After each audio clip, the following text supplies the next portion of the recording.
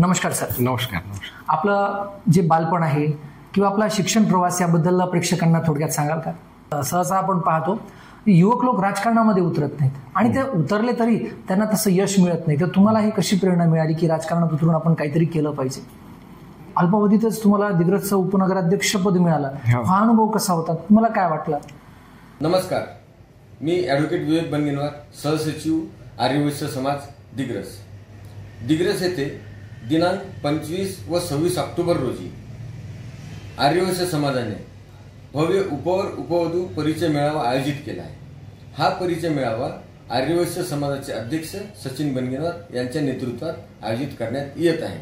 या परिचय मेळाव्याला महाराष्ट्राच्या बाहेरून, महाराष्ट्रातूनच नव्हे तर महाराष्ट्राच्या बाहेरून सुद्धा उपवर उपवधू इथे येणार आहेत आणि आपला परिचय देणार आहेत. या मेळाव्यामध्ये सर्व क्षेत्रातले व्यापारी, प्रोफेशनल, IT इंजिनियर्स, या प्रकारे सगळे डॉक्टर्स, हे सगळे लोक इथे येणार आहेत आणि आपापला परिचय देणार आहेत. धन्यवाद.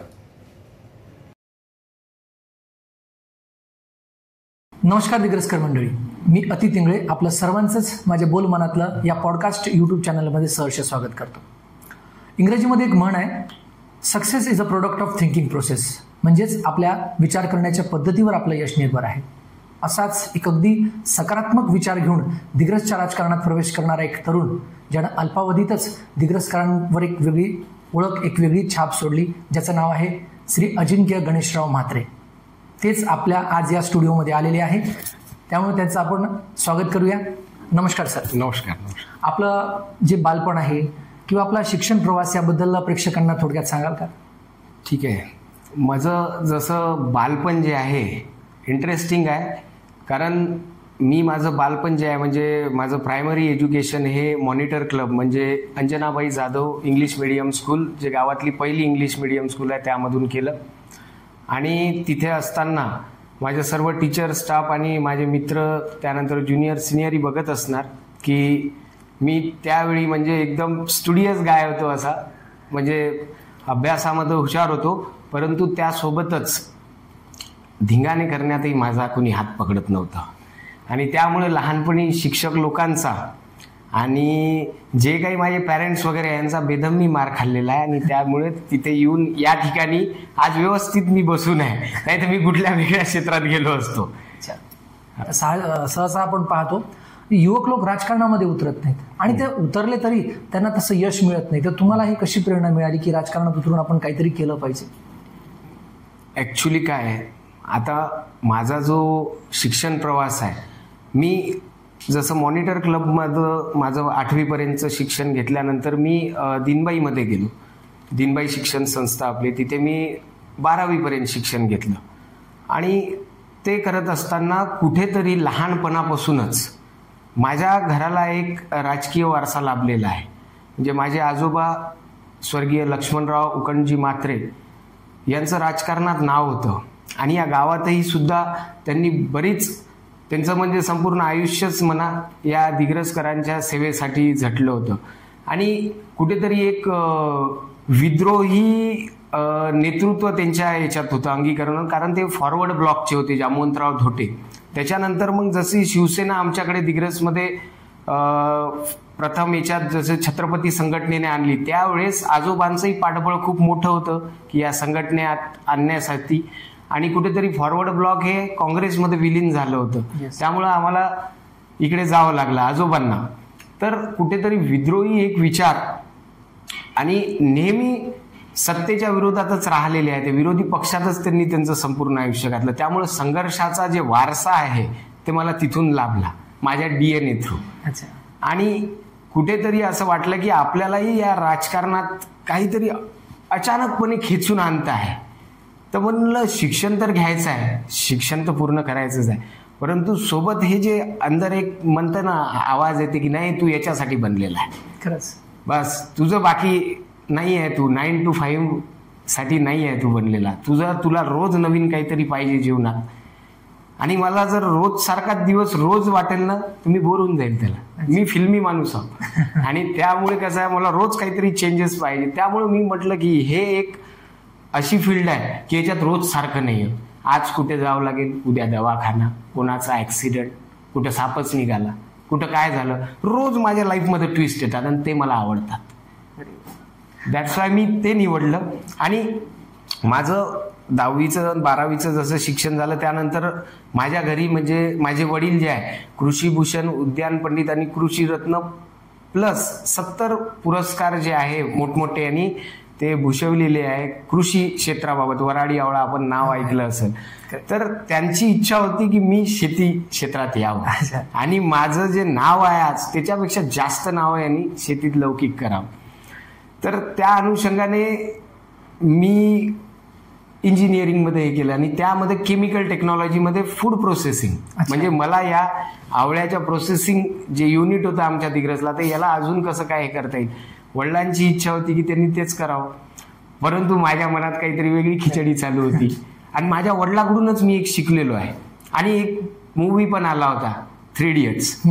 मी म्हटलं पहिलेच तुम्हाला की मी फिल्मी टाईप माणूस आहे थोडा. तर मूवीमध्ये मी तेव्हा पाहिलं की 3 इडियट्समध्ये त्याच्यात म्हटलं जाते एक कॅमेरामन, त्याला कॅमेरामन बनायचं असतं, एक चांगला फोटोग्राफर बनायचं असतं. तर ते त्याच्या वडिलांसोबत संघर्ष करत आर माधवन म्हणतो की अब्बा मैं जी लूंगा 10,000 की पगार में भी जी लूंगा लेकिन मेरा करियर वो है, मुझे उसमें इंटरेस्ट है, मुझे वो करने दीजिए. ते विषय. आणि माझ्या वडिलांचंही म्हणणं होतं, त्यांनी शेती निवडलं, त्यांना दुसऱ्या क्षेत्राबद्दल काहीच इंटरेस्ट नव्हता. त्यांचं म्हणणं होतं की मला हे आवडते तर मी हेच करणार. तर त्यामुळे मी इंजिनिअरिंग केल्यानंतर जे माझ्या मनात लहानपणापासून चालूच होतं, जे कालवण होतं ते कुठेतरी मग मी एकदा घरी येऊन सांगितलंच की मला या क्षेत्रापेक्षा मला राजकारणात इंटरेस्ट आहे. म्हटलं मी माझं करून घेईल, म्हटलं गावातच राहील, म्हटलं तुमच्या जवळ राहता येईल, तुमची सेवा करता येईल. ऍक्च्युली बाहेरगावी भरपूर मित्र असतात, परंतु काही झालं अचानक आई वडिलांना जे गावात राहतात तर धावून येण्यासाठी, आणि माझे इतर मित्रही जे राहतात त्यांच्याही आई वडिलांचं कधी काही झालं तर त्यांच्यासाठी मीच धावून जाणार आहे.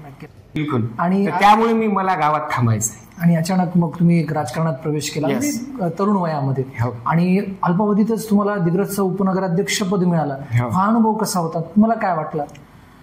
ऍक्च्युली तुम्हाला सांगतो मी, लोकांना वाटतं म्हणजे एक आहे ना माइंडसेट असते की बा वाटतं की बा याला कमी वयात भेटलं म्हणजे याचा संघर्ष नसेल. आता तुम्हाला सांगतो, संघर्ष केल्याशिवाय कोणाला काहीच भेटत नाही बरं. गोल्डन स्पून जरी असला ना, अमिताभ बच्चनचा मुलगा अभिषेक बच्चन गोल्डन स्पून आहे ना, पण त्यानं मेहनत नाही केली तर त्या लेवलवर तो पोहोचला नाही. सचिन तेंडुलकरचा मुलगा अर्जुन तेंडुलकर झाला. त्याचप्रमाणे माझं तेच म्हणणं आहे की जरी तुमचा उद्दिष्ट जे आहे वडिलांचा जे काही आहे, परंतु कुठेतरी आपल्याला हे विचार करावा लागेल की आपल्याला काय पाहिजे, ते स्पार्क काय आहे.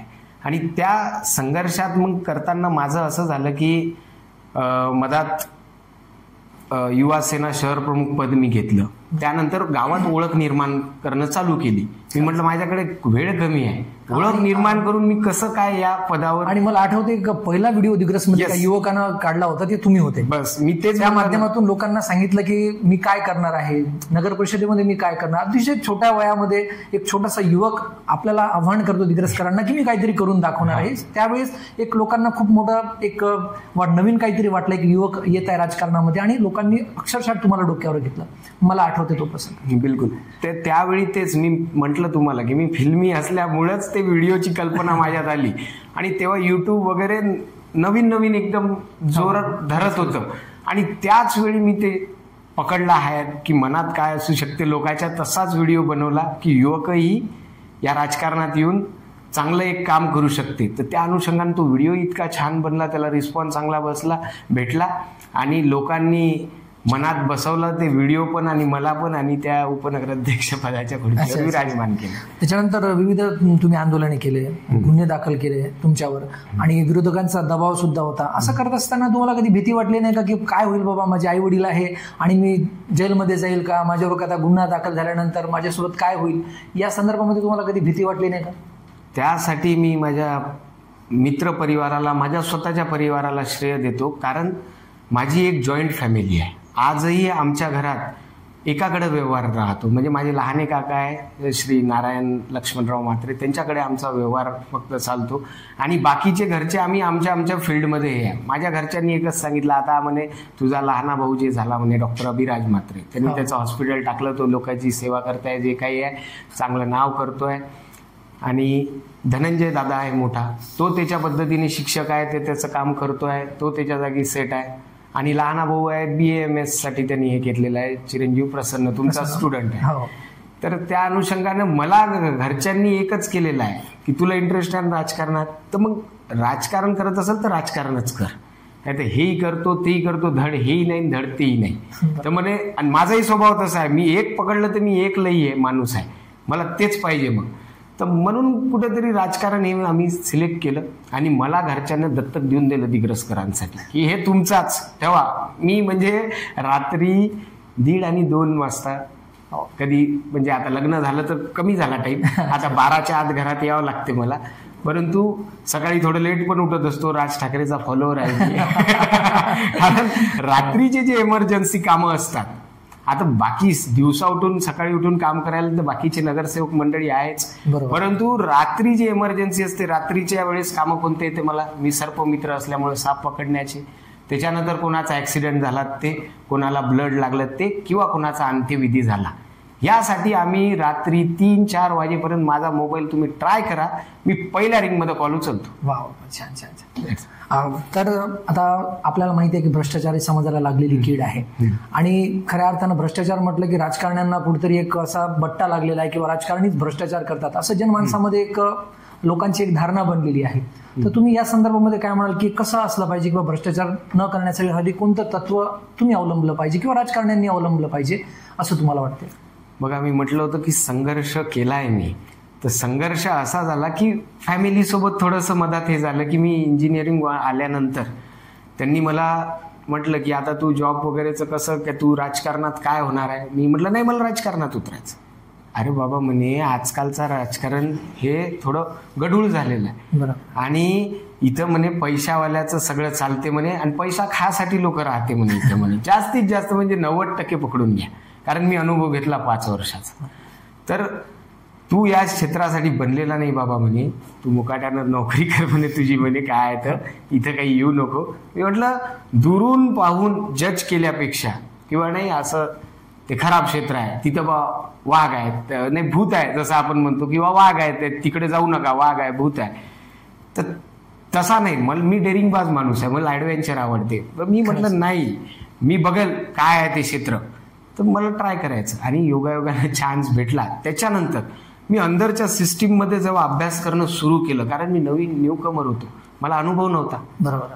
तर पहिले लोक मला म्हणायची की शांत संयमी नेतृत्व अजिंक्य गणेशराव म्हात्रे, परंतु आता मला तसं म्हणत नाही कोणी. आता म्हणते आक्रमक नेतृत्व, विरोधी पक्षाचा एक दमदार युवा नेता. कारण मी पहिल्या त्या टाइम मध्ये रीड करत होतो, पूर्ण शिकत होतो, त्यामुळे मी सायलेंट होतो. आता मी शिकलो त्याच्यात, मी म्हणजे ते गुरुकुलमध्ये ते घेतली विद्या, आता मी मैदानात उतरायला लढायला तयार आहे, त्यामुळे मी आक्रमक आहे. आणि त्यासोबतच भ्रष्टाचाराचा विषय असा आहे, तिथे नगरपालिकेच्या आतमध्ये जे काही चालते, समजा एक टाचणी जरी पडली तर नगरपालिकेचे कर्मचारी आणि नगरपालिकेचे ठेकेदार यांना माहीत पडते. एवढं बारीक त्यांचं लक्ष असते, ठेकेदार वर्ग आणि आमचे कर्मचारी वृंद. तर त्यांना सगळा इतिहास माहिती आहे, कशी सिस्टीम चालते, काय चालते काय चालते, हे नाही ते नाही, कोण खाते कोण नाही, 10 रुपयाचाही व्यवहार कोण केला तर ते त्यांना माहीत पडते. तर तुम्ही कदाचित त्यांना जाऊन कधी विचारलं ना, तर खरं जे म्हणजे रिव्ह्यू तुमच्याबद्दल आहे ना, ते तिथून तुम्हाला मिळेल की हा माणूस कसा आहे, किती करप्टेड आहे, किती नॉन करप्टेड आहे.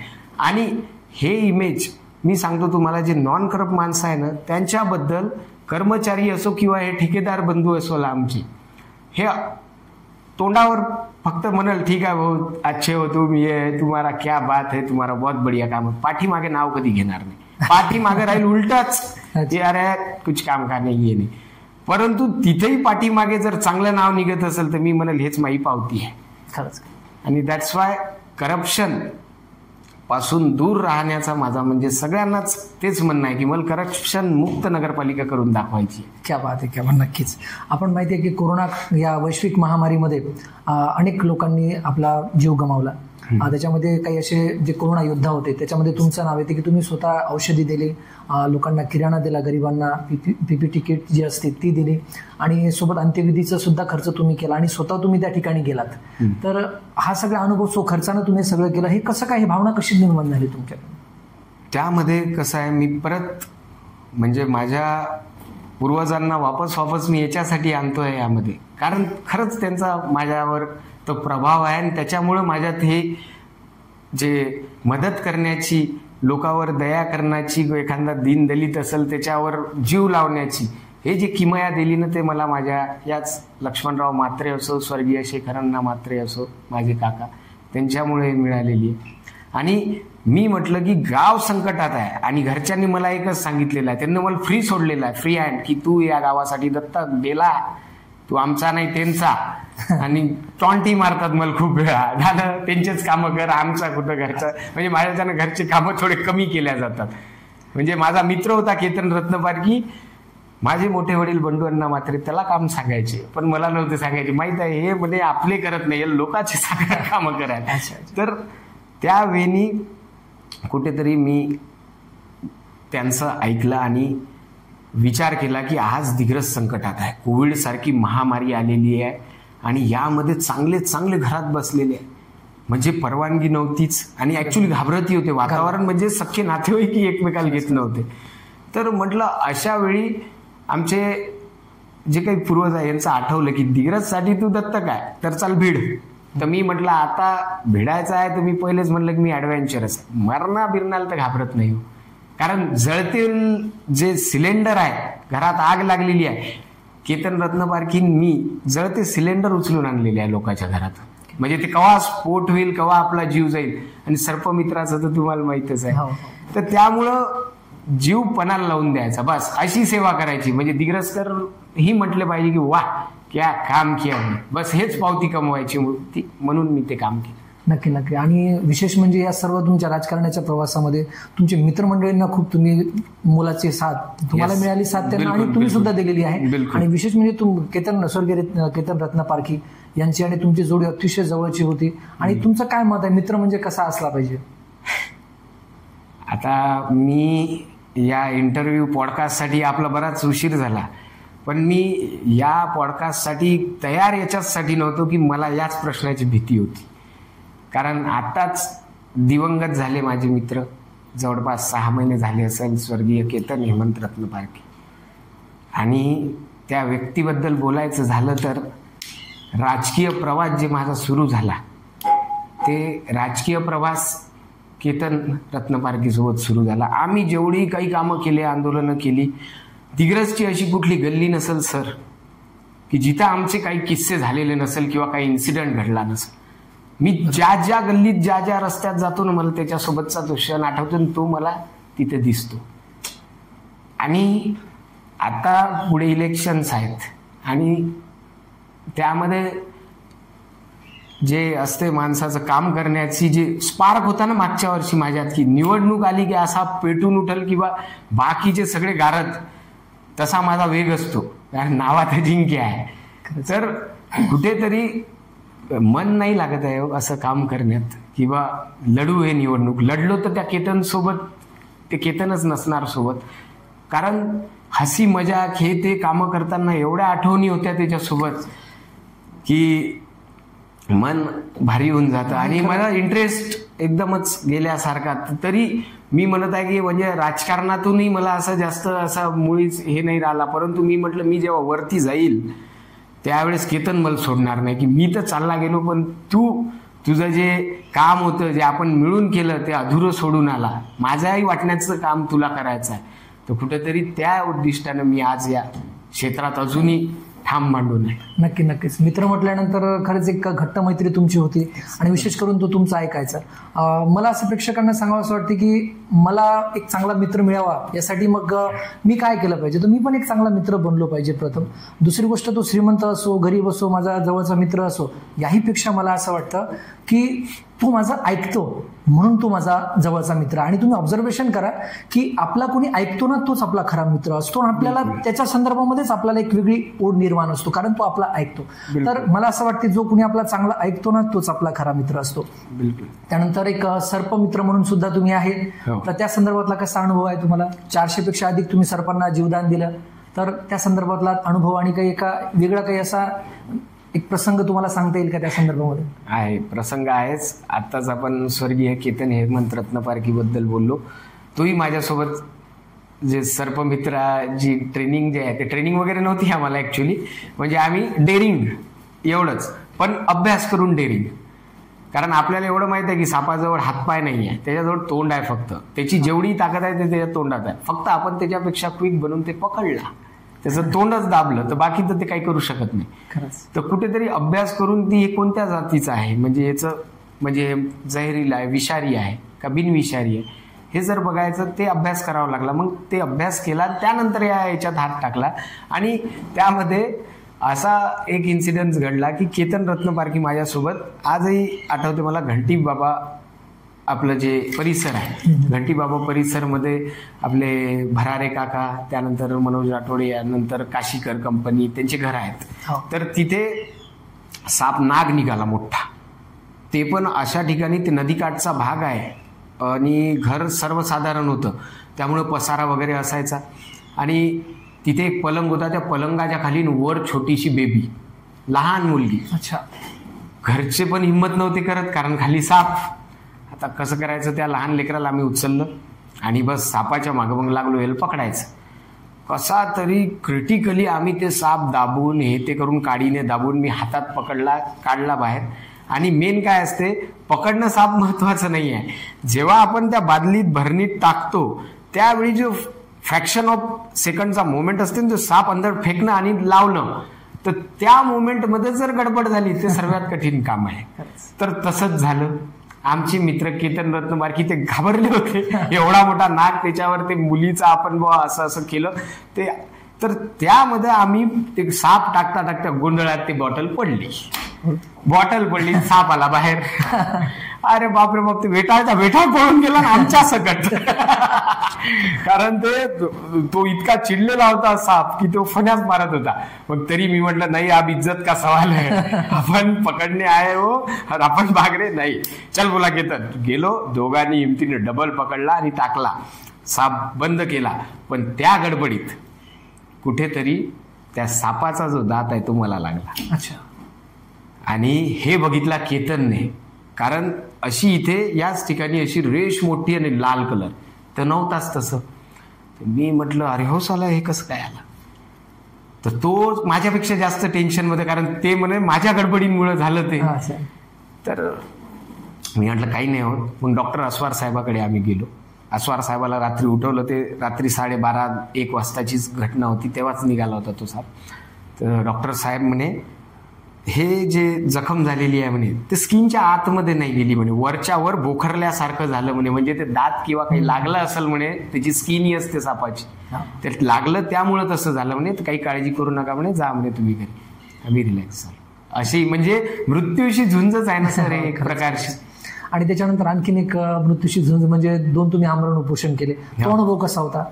बिलकुल. माझं पहिलं आमरण उपोषण आणि दुसरंही आमरण उपोषण, हे 2 आमरण उपोषण मी दिग्रसकरांच्या न्याय हक्कासाठी केलेले होते, त्यांना न्याय देण्यासाठी. कारण पहिला जे आमरण उपोषण आहे त्या बाबतीत विषय असा होता की आपण कमान परिसर माहित आहे, जुनी गुजरी चौक, तिथे एकमेव मूत्रीघर होतं आणि ते बंद पडून होतं. म्हणजे मी त्याच्यासाठी निधी आणला, ते जुन्या टाईपचं होतं, त्याला नवीन बनवलं आणि चांगल्या प्रकारे चालू झालं. परंतु तिचा ठेकेदाराचा काहीतरी प्रॉब्लेम झाला, त्यांनी ते बंद करून टाकलं. तर जेवढी व्यापारी लाईन होती त्यामध्ये लेडीज पण येतात, बाहेर गावचं पूर्ण मार्केट जे ग्रामीण मधलं येतं, तर त्या लेडीजला जायला किंवा पुरुषांना जायला मूत्रीघरच नव्हतं.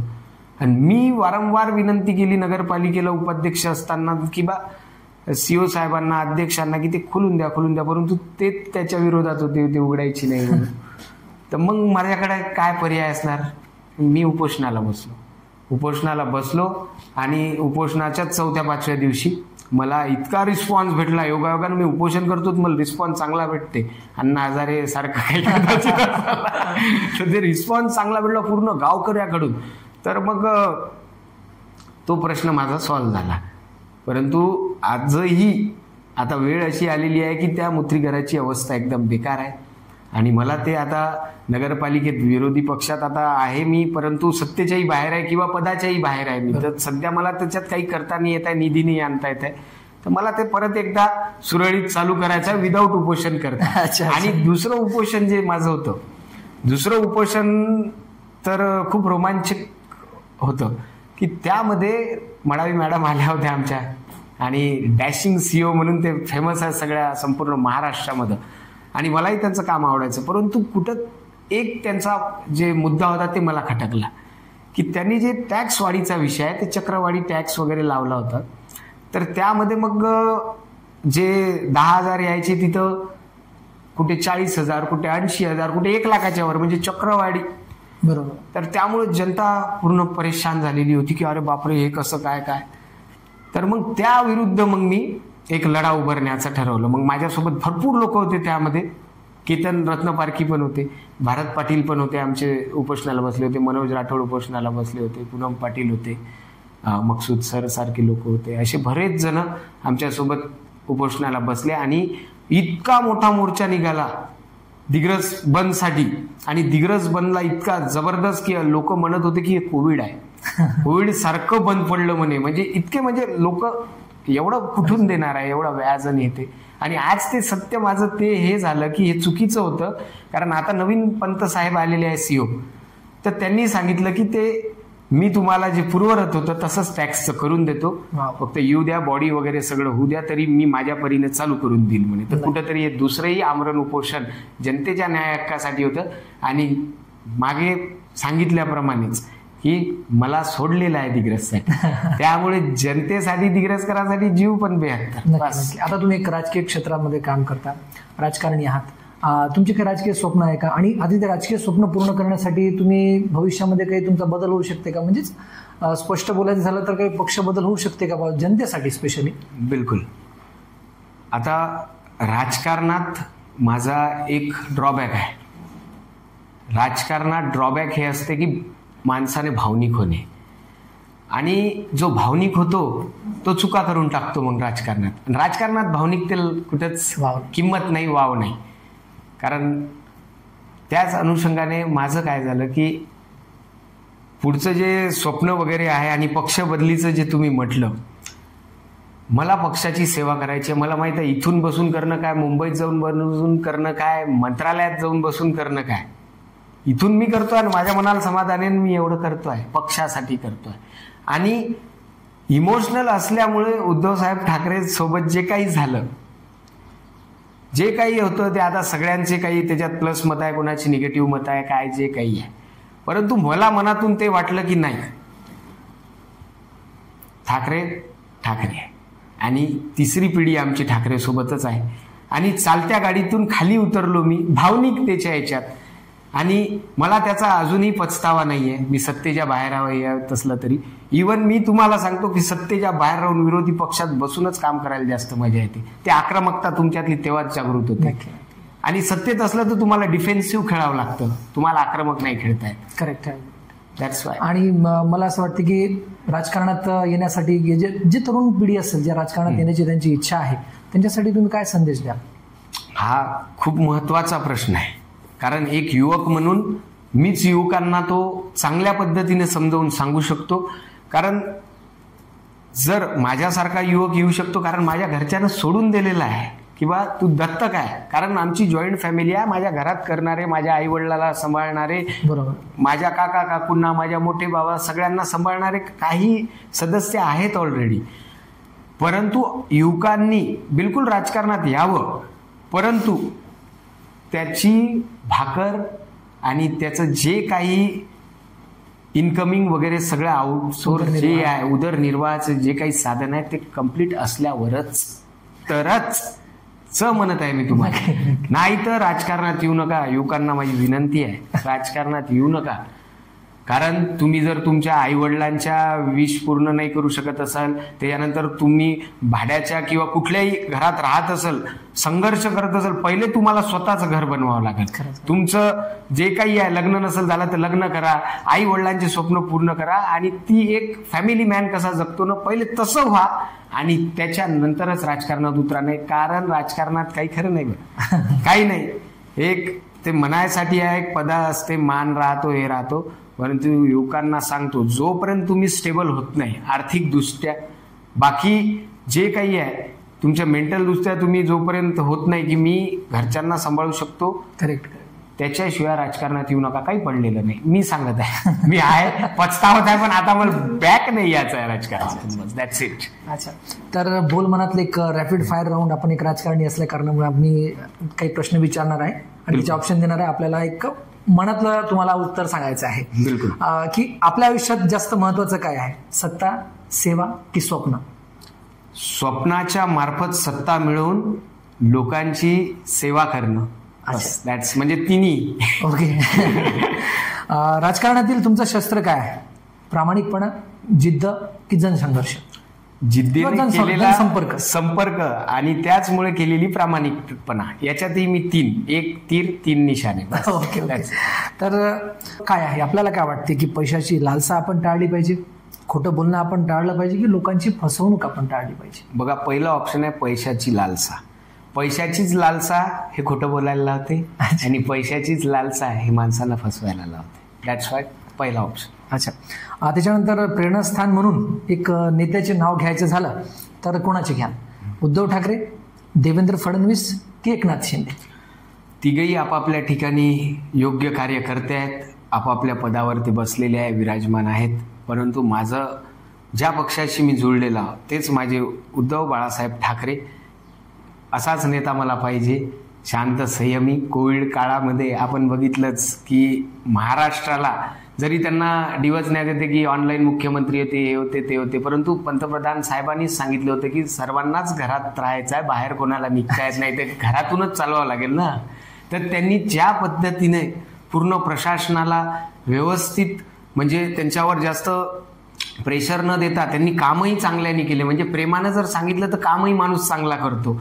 म्हणजे मलाही नगरपालिकेत हे अनुभव आहे की जेवढं तुम्ही अंगात आणून मी अंगावर जातो आणि मी नगरसेवक आहे असं करून जो तुम्ही करसाल ना, कर्मचारी काम करून देईल तुमचं, पण पाठीमागे शिव्या घालतील. परंतु तेच जर तुम्ही प्रेमानं जर केलं, त्यांचं मन जिंकून, तर आज नगरपालिकेमध्ये मी तुम्हाला सांगतो की सर्वच कर्मचारी जवळपास प्रेम करतात. त्यामुळे माझं कामच अडत नाही, मला ओरडायची काम पडत नाही. तसंच उद्धव साहेबांनी त्या काळात महाराष्ट्र सांभाळला.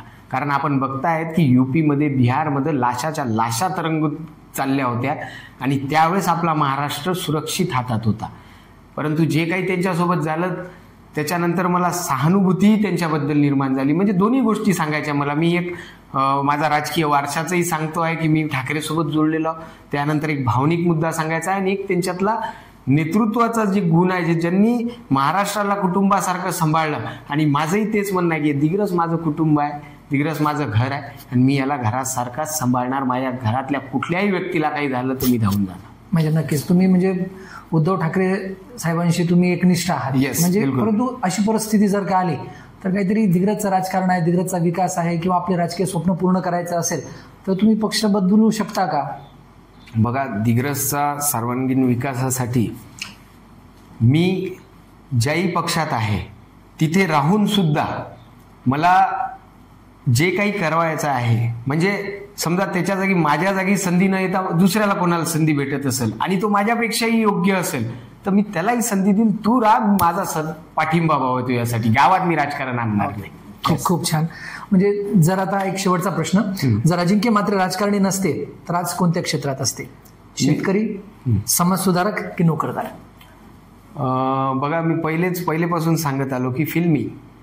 तर मी माझे जे व्हिडिओ वगैरे मी जे बनवले आहेत, जे काही त्यांना बऱ्याच चांगले लाईक्स, व्ह्यूज आहेत, दिग्रजकर ॲप्रिशिएट करतात, तर कुठेतरी मला डायरेक्शन करायला खूप आवडलं असतं. जर मी राजकारणात नसतो तर मी डायरेक्शन केलं असतं. जसं की माझं लाईफ पण त्याच्यावरच बेसिस आहे. मी तुम्हाला सांगतो, द सिक्रेट म्हणून एक पुस्तक आहे, ते वाचा. आणि युवा पिढीने नक्कीच वाचलं पाहिजे, कारण त्याच्यात लॉ ऑफ अट्रॅक्शन सांगितलेलं आहे. आणि लॉ ऑफ अट्रॅक्शन म्हणजे की जसं मूवी मधलंच ओम शांती ओम पिक्चर मध्ये शाहरुख खानचा डायलॉग आहे, किसी चीज को अगर दिल से चाहो तो पूरी कायनात तुम्हें उससे मिलाने में जुड़ जाती है. तर तसंच एखादा ध्येय डोळ्यापुढे ठेवा, 0% निगेटिव्हिटी ठेवा त्याबद्दल. हे लॉ ऑफ अट्रॅक्शन आहे. तुम्हाला तुमचं जे काही उद्दिष्ट आहे ते तुमच्याजवळ भेटेल. आणि दुसरं त्यामध्ये आई वडिलांच्या ज्यांचे हयात किंवा जे नसणारे ज्यांचे फोटो असणार ते फोटोकडे जाऊन किंवा जे हयात असेल त्यांचे जाऊन जर तुम्ही पाया पडसाल ना, एखादं जर कार्य तुम्ही करायला गेले ना, मी चॅलेंज करतो सर, तुम्हाला फेल्युअर येणारच नाही. कारण ती इतकी पॉझिटिव्ह एनर्जी आहे त्या पायांमध्ये की तिथून निगेटिव्ह वाईब्सच नाही आहे, तिथून पॉझिटिव्ह वाईब्सच निघालं. तुम्ही ज्या कामासाठी निघसाल, आज इंटरव्ह्यू करताना मी तेच करून आलेलो आहे, 1 घंटी बाबा ग्रामदैवताचे पाय आणि आई वडिलांचे पाय. नक्कीच नक्कीच. तर हे होते दिग्रजचे तरुण तडफदार युवा नेते श्री अजिंक्य गणेशराव म्हात्रे.